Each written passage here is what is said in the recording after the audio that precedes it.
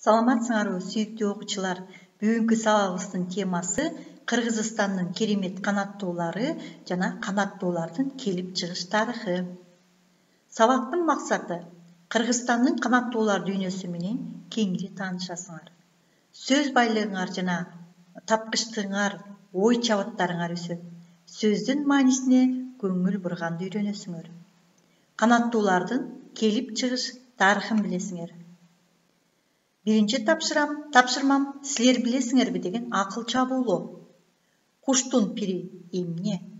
Бүркүт таптоо өнөрү бул кандай аталат? Куш таптоо өнөрү кандай аталат? Ат таптоо өнөрү кандай аталат? Тооктун баласынын аты эмне? Чымчыктын баласын кантип атайбыз? Куш таптаган киши, бүркүт таптаган киши. Көп чекиттин ордун коесуңар.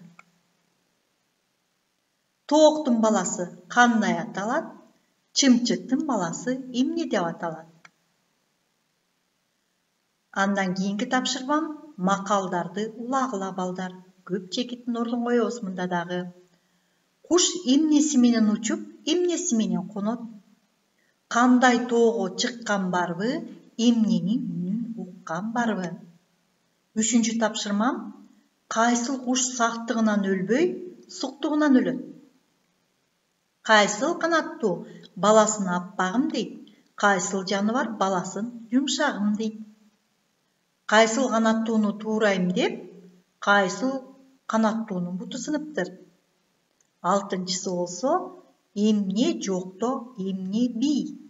Жетинчи тапшырмам болсо, эмнеден эмнени көрсө, же болбосо кайсыл жерден эмнени көрсө, учканда ошону алат. Кийинки тапшырма оондуу ырлардын сөзүн кой. Балдар, бул жерде ата энеңер менен, чоң ата чоң апаларыңар менен, балким үйдө тайта тайнелериңер болсо, чогуу тапсаңар абдан кызыктуу болот. Мисалы, биринчи ырым силер тынчтык символу бүт шаарын айланууч миң жолу. Көп чекиттин ордун коебуз. Экинчиси ак аралап ай баратат, кандай канаттуу болуп көлдөгү жай баратат. Үчүнчүсү болсо, кандай куш, жапан куш эмнеге барып конгон жок. Андан төртүнчүсү көл үстүндө сызат эмне, көл түбүндө сызат кайсыл жаныбар? Бешинчи сай кайсы канаттуу? Сайда кен. Сан кайсыл жаныбар? Колхоз байда кен. Алтынчысындагы көк канаттуу көлдө кен, көп жаныбарлар колхоз байда кен. Балдар, дагы бир сонун табышмактарым бар, аны дагы сүрөттөрүнө карап тапсаңар болот. Улуу тоодо жашаган, уккулуктуу сайраган, ушул кайсы канаттуу уу тамгадан башталган. Учкул экениң элпек, учуп жүрүп жемин жейт, там бооруна ылайдан уя салат желим деп. Кийген таажы башына, келет учуп жазында, эмне деген канаттуу эң эле кооз татына. Бийик зоодо уясы, бийик экен учканы, билегинде күчү бар, бул куштардын кыраны. Ала тоонун шумкары, аткан октой учканы, кокус жара тебеттеп, коркот тоонун куштары. Канат туунун зор экен, курч тырмагы жок экен, бала кезден башы тас, бул кайсы куш болду экен? Тизилишип сап-сапка учуп барат асманда, мойну узун канаттуу, мунун аты эмне? Аябай кооз кийинген, алыс учпай жүгүргөн, конот бактын башына, коркот абдан түлкүдөн. Пайдалуу куш кишиге, майпаң басканы, баткак суудан чыгышпай, балыр экен тамагы. Эми балдар, кызыктар дүйнөсүнө көңүл буруңөрдү бурам. Бүркүттөрдүн түгөйлөрү жумурткалары алдында чыныгы аба оюндарын көрсөтүшөт экен. Алар бири-бири менен тырмактары менен кармашып алып, бир асмандан чекит болуп көрүнбөй калган кезге чейин учуп барышат экен дагы, андан кийин шукшурулуп жерди көздөй бой ташташат экен. Жерге урунуп күмжан болор кезинде күтүүсүздөн эки жакка ажырап, кайрадан асманга чыгышат. Түгөйлөр өмүр бою бирге бололу деген анты сыяктуу. Бул жаныбарлар түбөлүккө бирге болушчу жаныбарлар экен. Үкү эмне үчүн түндө саңчылык кылат? Ал балким күндүзү көрбөйттүр.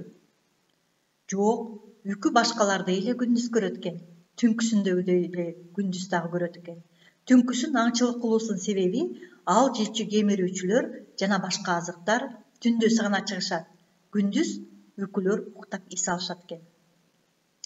Үкүлөр тамактарын бүтүн боюнча жутушат. Сиңбей калган калдыктары сөөк, жүн, канаттарын болсо, булар кулгуп салышат экен. Эгерде бактын түбүндө мына ушундай калдыктарды көрө турган болсоң, анда ошол жерде үкү жашайт деп бил.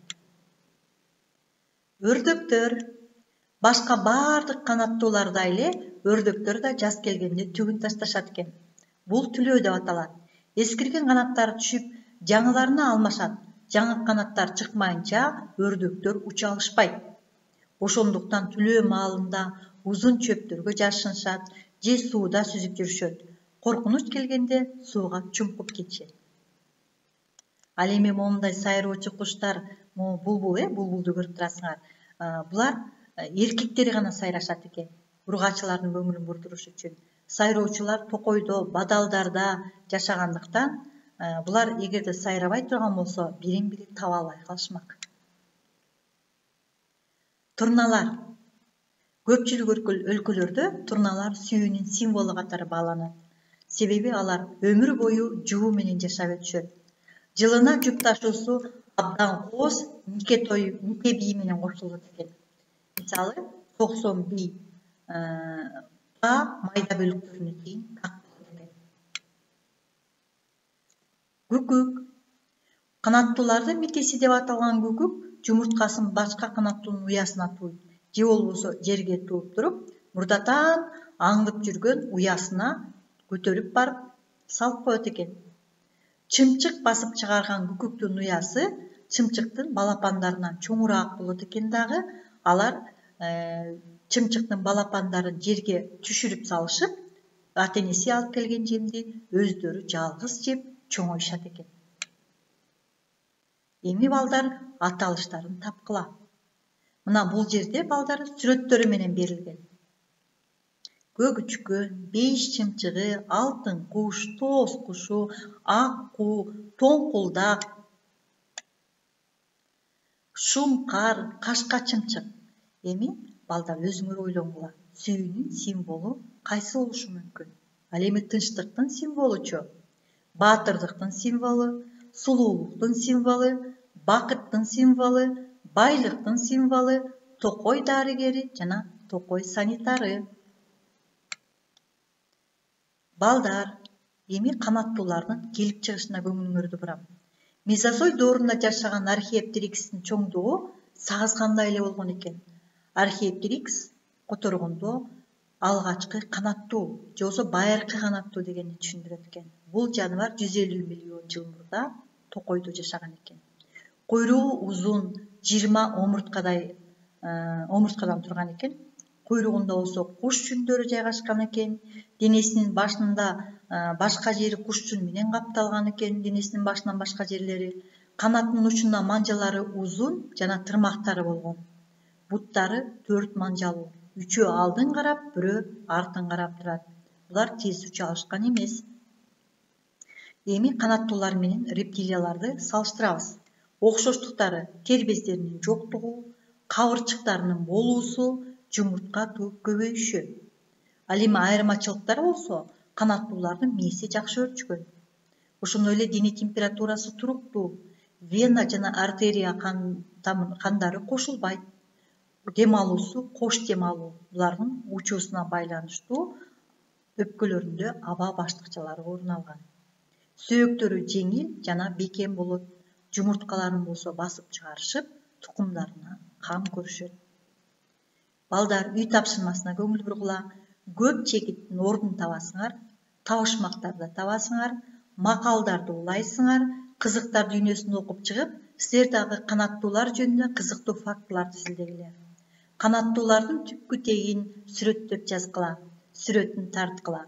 Рептилиялар менен канаттууларды салыштыргыла. Канаттуулар биздин досубуз, аларды сактайлы. Көңүл бурганыңарга чоң рахмат. Эмки сабактан көрүшкөнгө чейин саламатта болгула.